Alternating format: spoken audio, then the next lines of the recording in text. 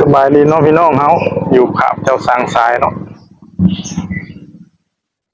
คลิปนี้ก็สิไปเอาหน้าเปลี่ยนเนาะที่ว่าเฮานำทรงไปแก้เนาะเพราะว่ามัน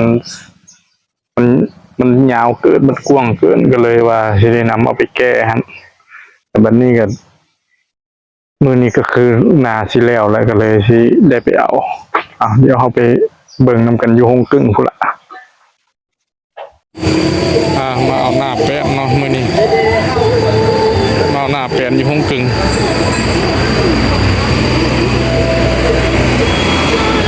แล้วละที่บอก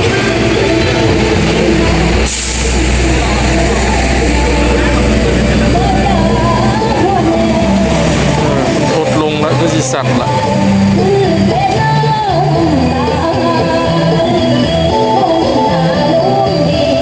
ได้แล้ววะได้เลยเลยขอบใจอะไร65แล้วพันบาท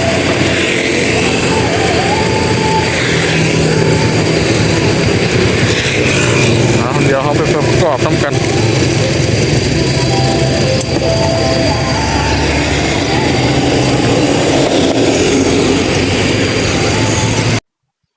ได้มาแล้วเนาะสำหรับหน้าเป็นกับเครื่องสูเขาเนาะได้มาแล้วเดี๋ยวเขามาลองใส่เบิ้งกันมันจะเป็นยังไง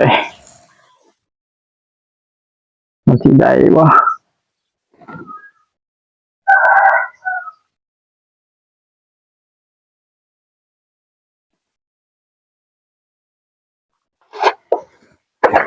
ได้บ่เนาะ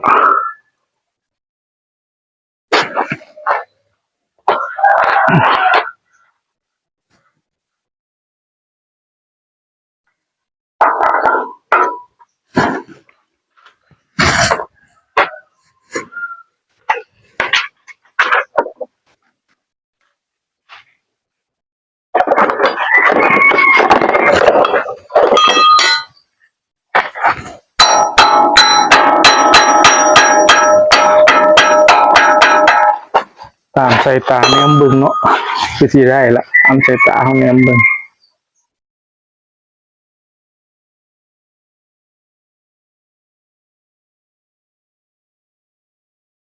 ได้ละ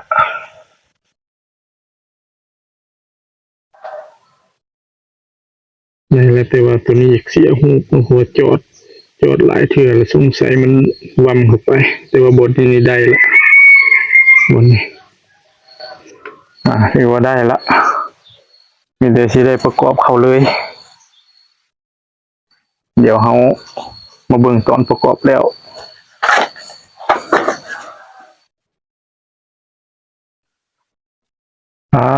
หลังจากที่ว่าเขาประกอบหน้าแป้นนี่ใส่แล้วเนาะสร้างทรายก็ได้มางออกมา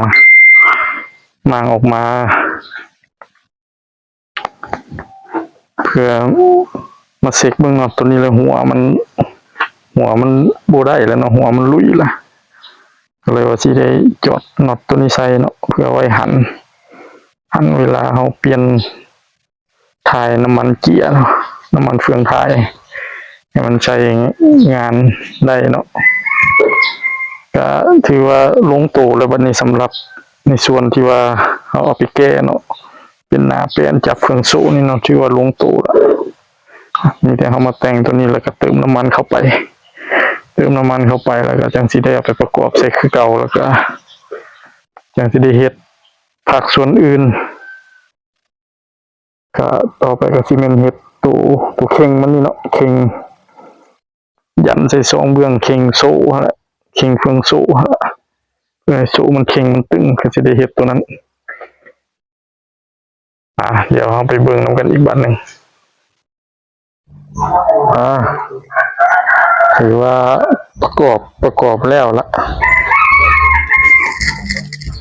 น้ำแป้นก็ใส่พอดีเนาะละน้ำมัน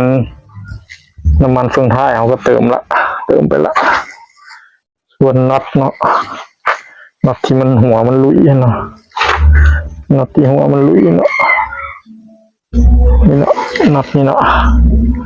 น็อตนี่ที่หัวมันลุยเนาะน็อตปล่อยน้ำมันเนาะน็อตเป่งน้ำมันเจียน้ำมันเฟืองท้ายนี่เนาะ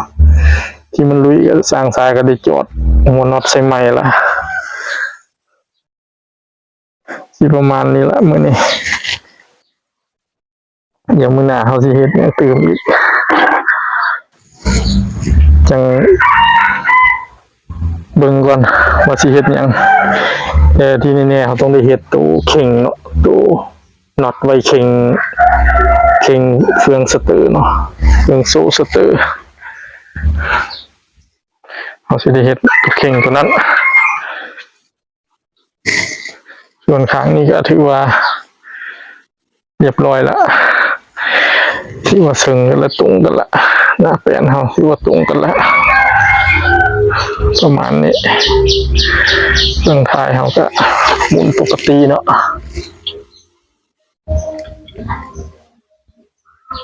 หมุนปกติจังไดก็ฝากพี่น้องเฮากดไลค์กดแชร์กดติดตามให้สร้างสายนี่เด้อขอบใจพี่น้องเฮาหลายๆ